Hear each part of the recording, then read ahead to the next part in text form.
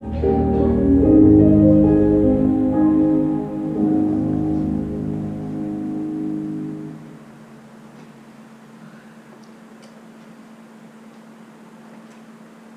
done, Tammy? You're not taking off more clothing, right?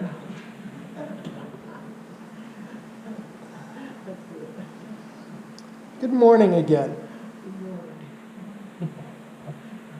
Today I wanted to wrap up our series called Words to Live By. We said it was kind of a mantra that we could use to do this stuff individually and as a church that God has called us to do. Now, these words to live by, they're not from some self-help book. They're not from any best business practices. These are words from the metaphors of Jesus, taking directly from the Gospels. And they give us direction to live by, to maybe help focus us, to inspire us. And as each of us personally engages in this individually, and we commit to living this out, there is no limit to what God can do in and through us.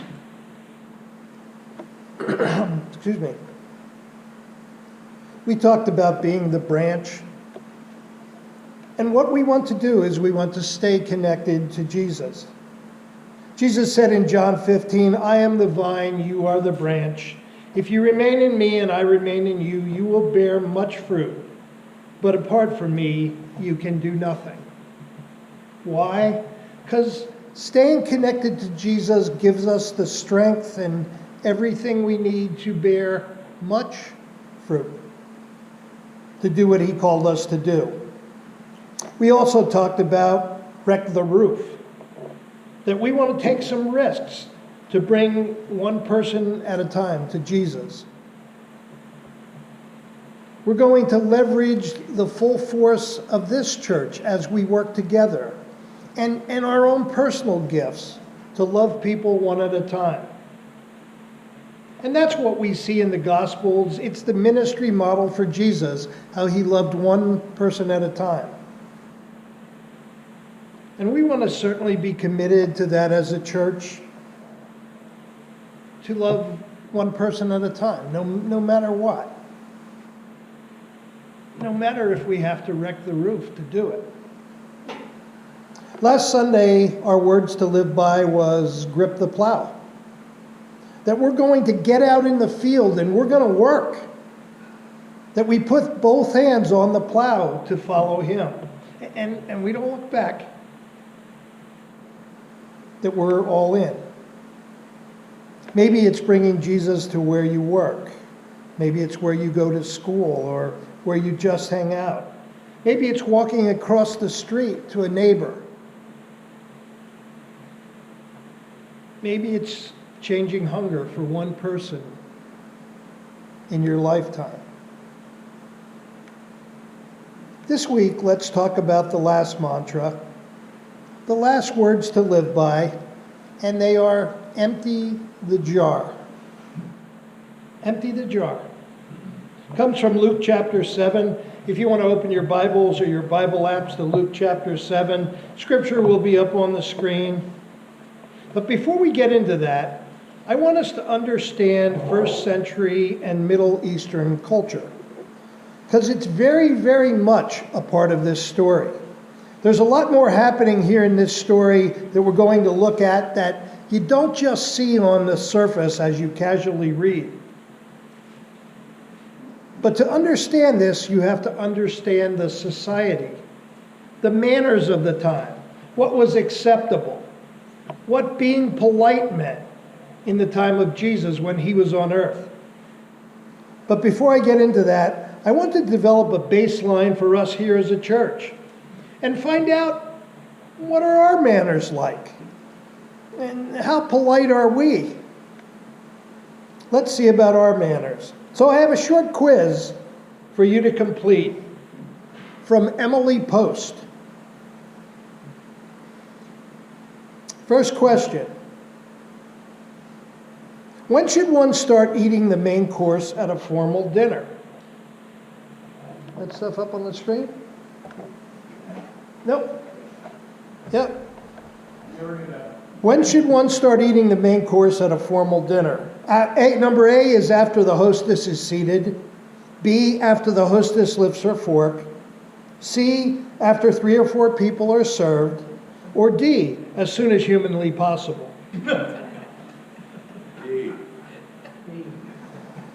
So what one do you think? B. I'm hearing some people say B. Right answer is C. After 3 or 4 people are served. Now, if you don't like that, you got to take it up with Emily Post. I'm not sure. Is she still alive? I don't have a strong opinion on either of these, but I do lend towards D, as soon as humanly possible. Here's a second question to determine our manners and our politeness. What do you do when a person across the table has food stuck between their teeth? Do you A, intentionally stare at the food to make them aware of it? You're thinking that maybe if you stare long enough, they're going to do something about it? Do you B, pick between your own teeth, hoping they will mimic the gesture? If you pick at your teeth long enough, they're bound to see and they're bound to do something about it.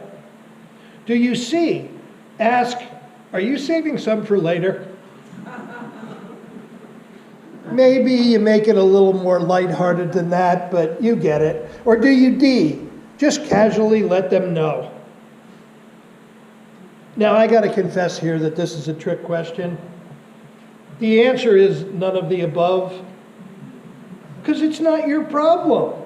Like, you don't need to...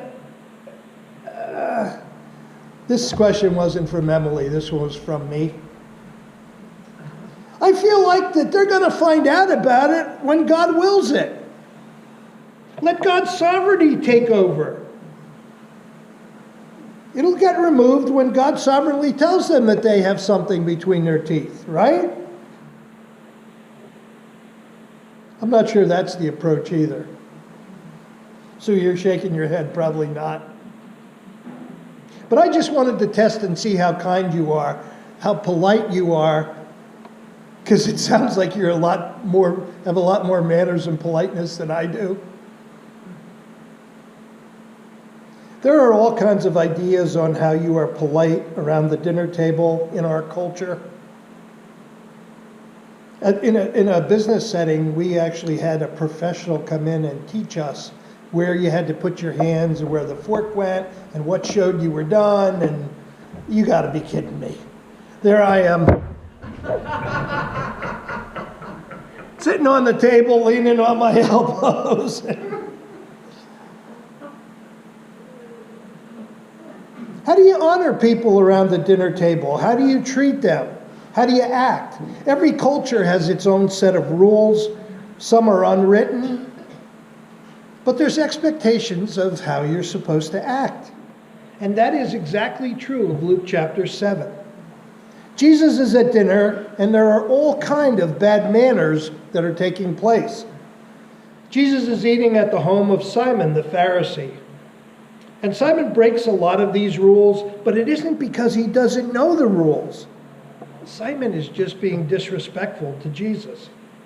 He doesn't honor Jesus.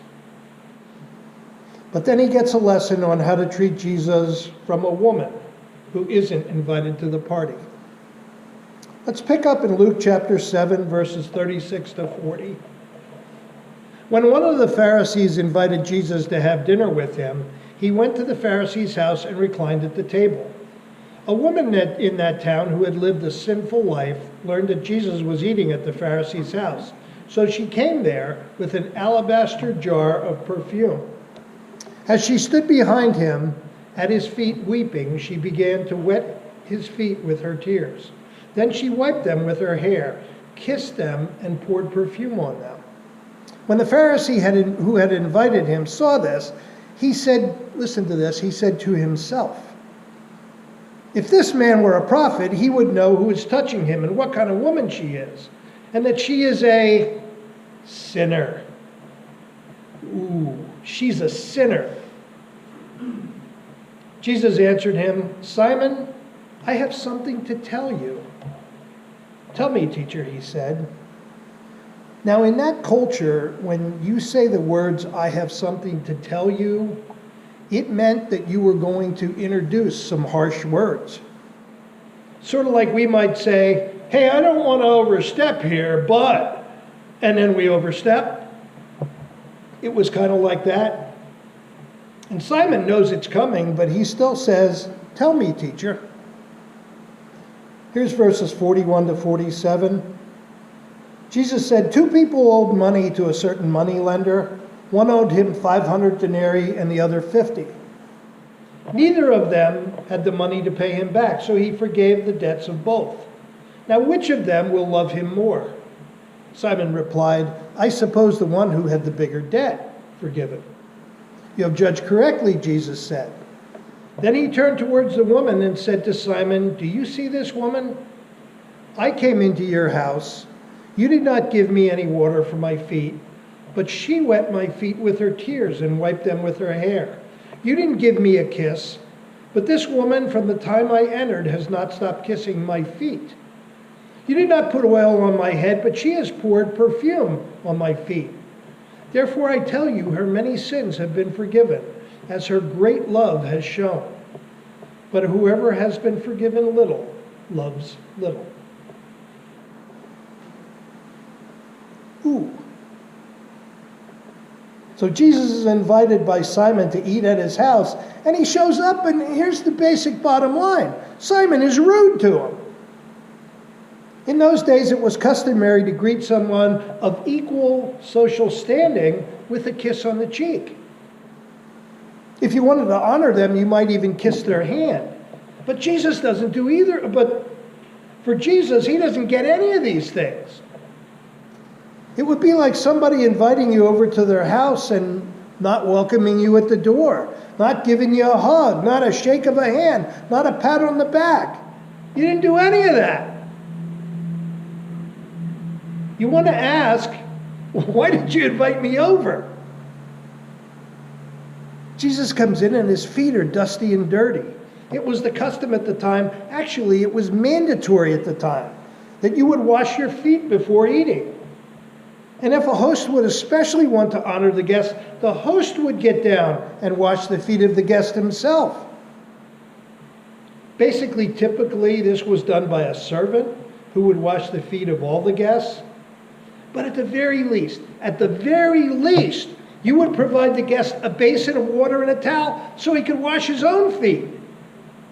And none of this happens. Jesus has feet that are dirty. They don't get washed. And in those days, if you really honored someone, it wasn't mandatory, but you would anoint them with a drop of very inexpensive olive oil. We don't have a cultural equivalent to this, but you would just put a drop of oil on their head as a way to bless them and show them that you really respected them. Simon doesn't do that either. Jesus comes in to eat at this man's house, and none of these things happen. The question I think you need to ask is, why even invite Jesus to dinner if you're going to treat him rudely? Why even be there if you don't want to be there? Are you just checking a box, Simon? And I think that's the deal with Simon. Simon is a ranking religious leader. And as part of his job as a religious leader, he was to invite the visiting rabbi over to his house. Okay, Jesus, you've been teaching around here. Some of your stuff makes sense. You're a visiting rabbi. I guess I got to invite you to my house. Check.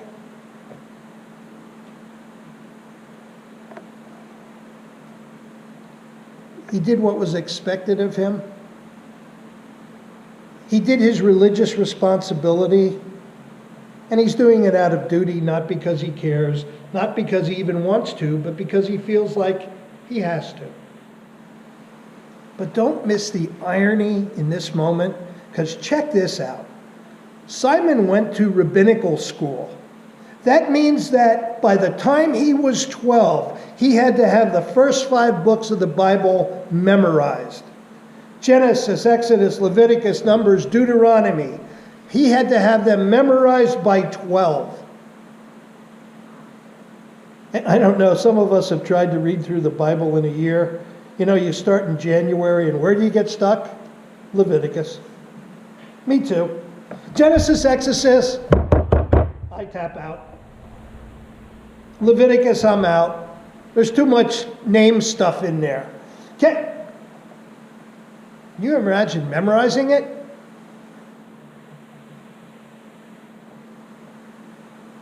Simon had all 5 books memorized. And check this out, by the time he was 15, he had to memorize the entire Old Testament. Here's what this means. It means that Simon has memorized over 300 prophecies of the Messiah. And now he sits across from him in his house, and he doesn't even know it. He spent his whole life studying and learning about the Messiah. And now the Messiah reclines at his table. And his feet haven't been washed. And his cheek hasn't been kissed.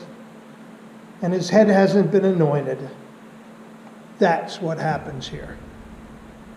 That's what happens in Simon's house. And maybe that happens in the church. People come in and religion has done something to them. And they've learned a lot and they know a lot. Maybe even they can win some Bible trivia games. But if their hearts aren't in it, if they fail to see the Messiah, they fail to see Jesus. And I think that's what happens to Simon.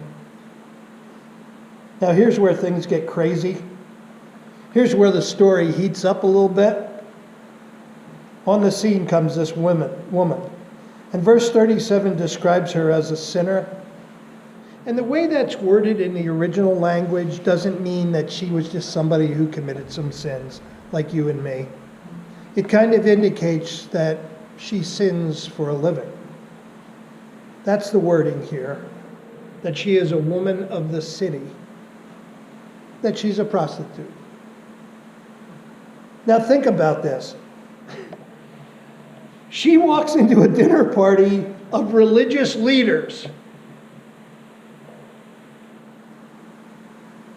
She walks into a dinner party of religious leaders. And everybody knows who she is. The tension in the room had to be incredible. Some of the people probably glared at her. What in the world is she doing here? Why would someone like that think they could come into a place like this?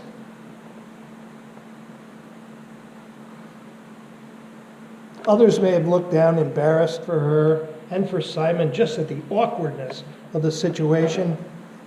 Maybe some of the religious leaders had their hearts pounding because they know who she is, but she also knows who they are. And maybe she's here to talk. And she finds herself at the feet of Jesus.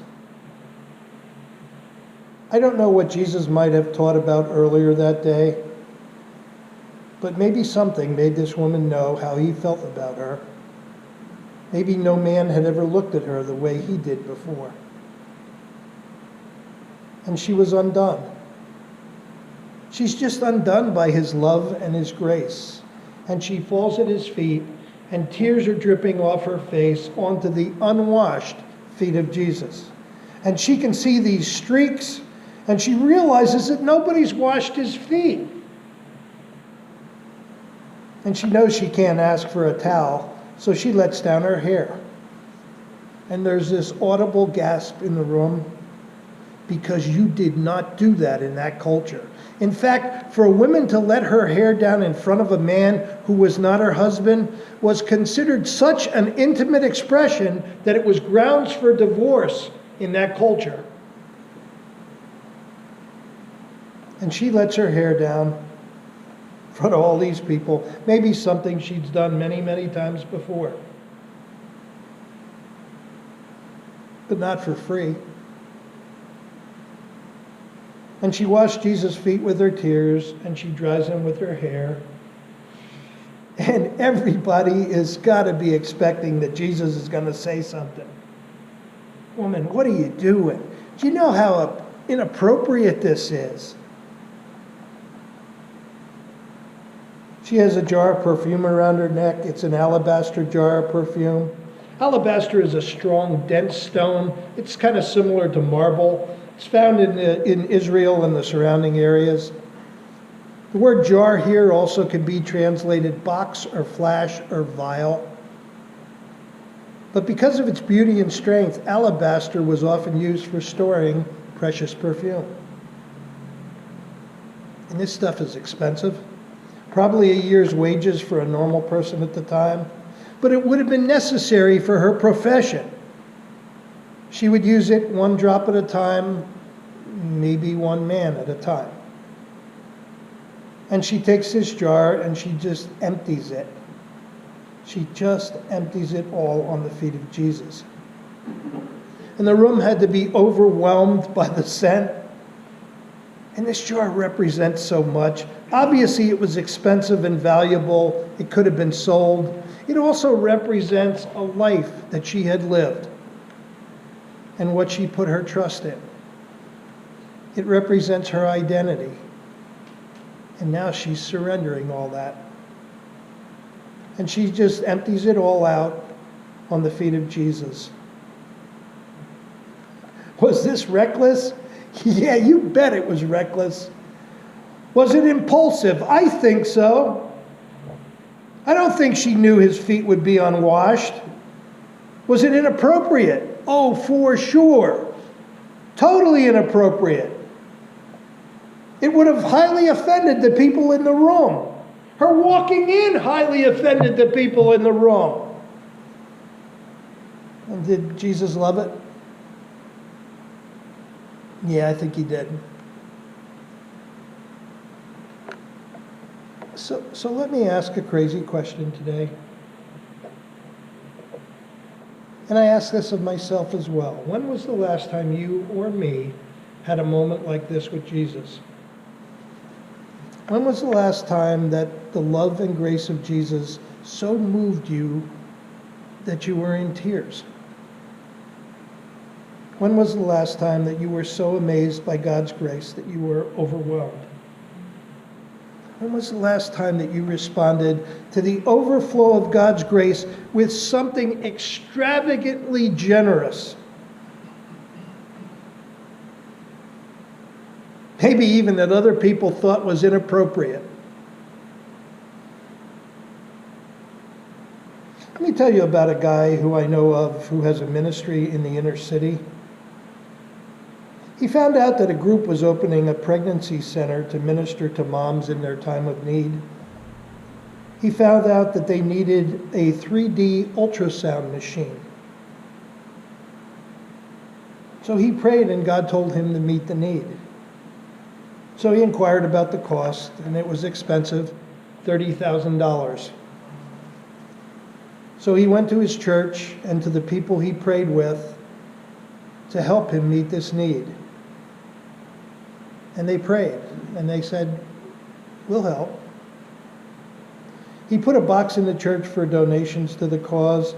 He did the same thing at a few other churches, thinking God was in this. He also canvassed the neighborhood and went door to door for help.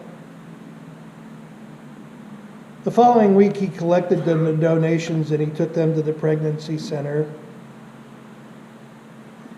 And they gave him a receipt for the money that he gave them, all $31,000.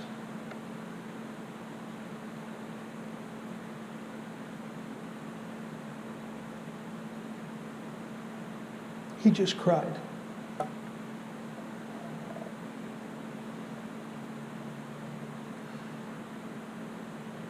Empty the jar.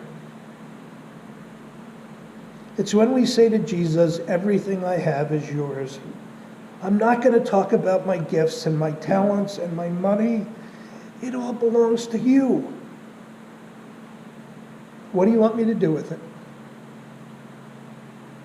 Empty the jar is when you surrender in such a way that people around you are a little worried about you. They think you've taken this thing way too far.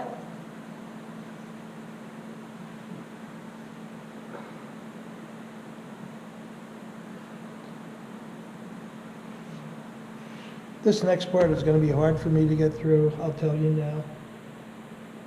A couple who I know from New York called me recently. They have 2 young kids and live in an apartment in Jamestown, New York. They have a church up there that they go to, but they listen to our sermons every week. They told me they had been saving money for a down payment on a house. 2 kids and all. They were getting ready to make a purchase. Great, I said. I'm proud of you guys. Great stewardship. You saved money. They even tithe off of their earnings. You've given your life to the Lord. You're a great young Christian couple. And then they told me they had made a decision.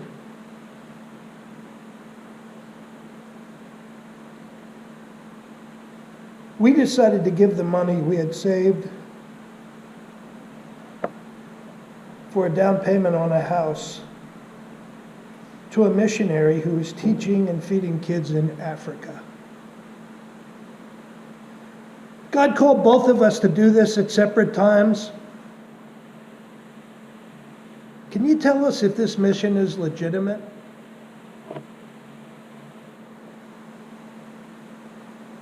He's supported by our church, and they say he's legitimate, but can you check too?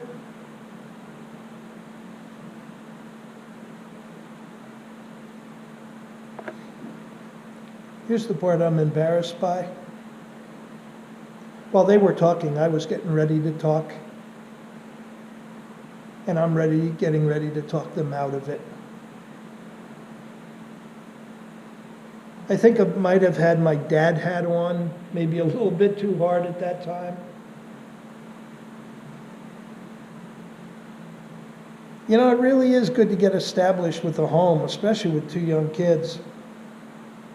There certainly will be another season in your life for this. You'll get another chance to support this mission. Everything in moderation. Don't get too carried away. That was my thought. And then the Holy Spirit did what he so often does, certainly with me. He shut me up. Be the branch, wreck the roof, grip the plow. This week Jesus is saying, empty the jar. And I'm going to hand them a lid. As if there was anything more important they could do. As if they will ever regret what they did. The treasure in heaven that they've built up for themselves will far surpass any home for which they would make a down payment.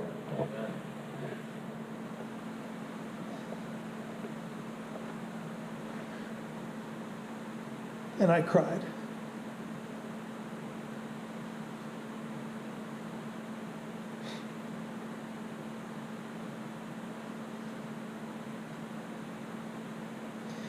I think maybe some of you who are hearing this story, maybe I can feel the tension. You understand what I'm saying, but still, maybe a little more balanced approach. Maybe they could just hold off a little. If you want to feel sorry for somebody, feel sorry for someone who dies with a couple $1 million in their bank account and didn't store up one thing, one treasure in heaven. And so empty the jar gets uncomfortable. It's not always the most practical. It's marked by extravagant worship. It's marked by extraordinary generosity.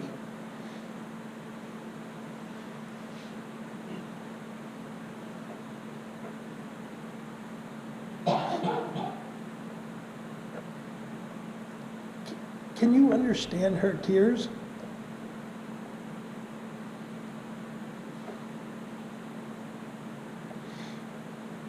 I like verse 39. When the Pharisee who had invited him, when Simon saw this, he said to himself, not audibly, he said this to himself, If this man were a prophet, he would know who's touching him and what kind of woman she is, that she is a sinner. You know what he really said, that she is a W-H...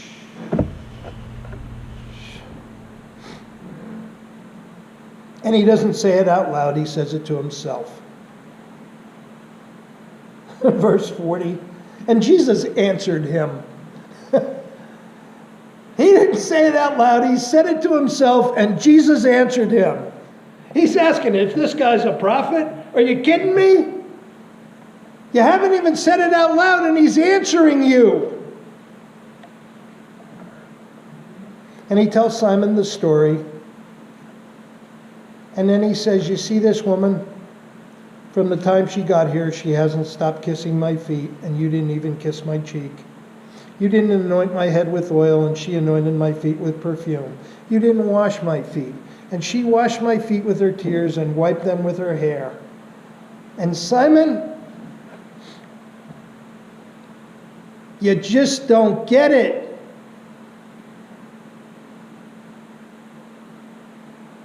And here's why, because the one who has been forgiven much loves much, and the one who has been forgiven little loves little. This lady knew she had been forgiven a lot. She knows it. The challenge for Simon isn't that he has a lot to be forgiven, it's that he doesn't realize it. He doesn't realize how much his self-righteousness is appalling to God. He doesn't realize how broken he should be for trying to take God's place as the vine instead of being the branch.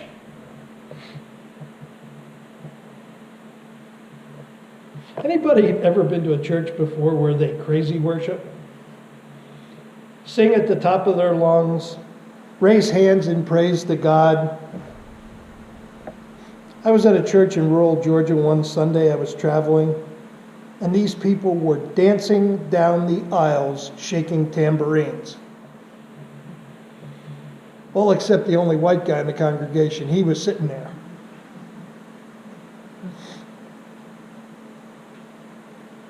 Maybe that's the kind of way you act at a football game on Friday night, but you don't do that in church on Sunday.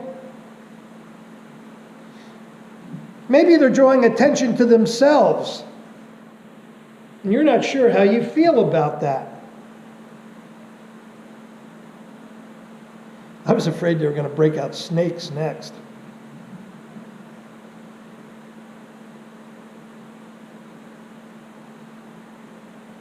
Or maybe we don't always get it.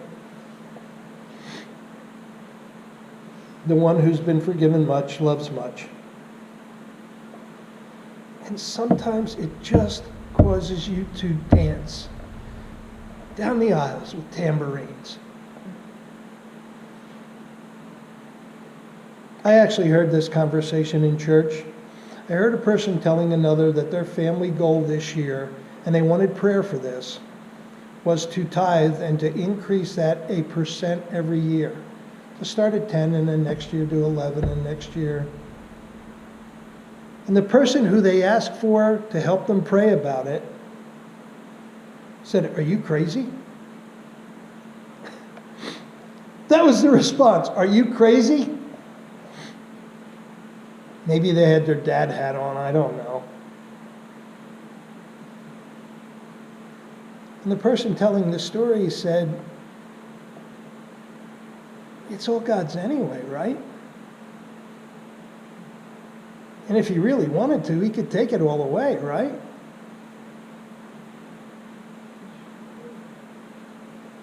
I know a family that passed on a summer vacation for the whole family to stop hunger for one person in their lifetime. Or what about a young New York couple who gave their down payment on their house to fund mission work?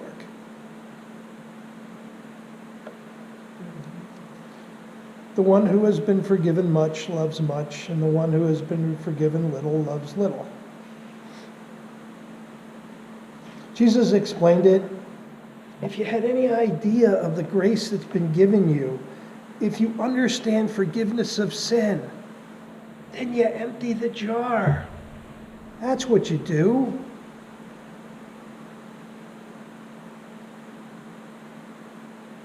Do you ever like to ask who I am in this story? Maybe a better question is, who do I want to be?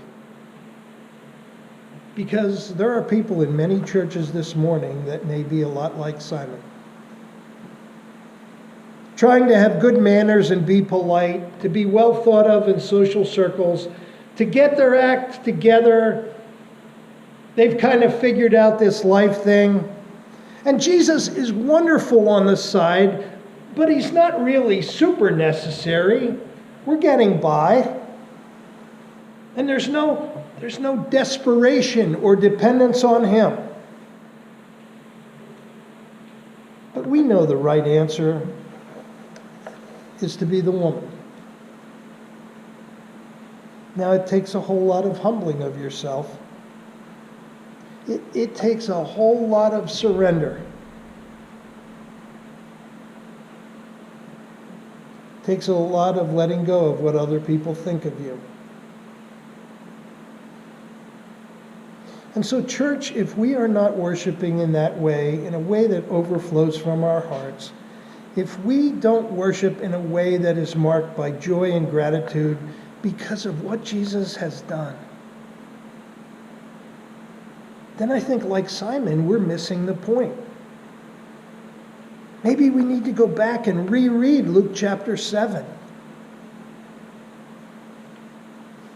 Because I think the person we want to be in this story certainly isn't Simon.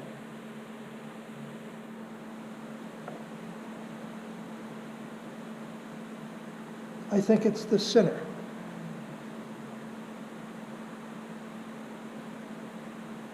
That with tears came in and emptied her jar. Amen? Let's pray.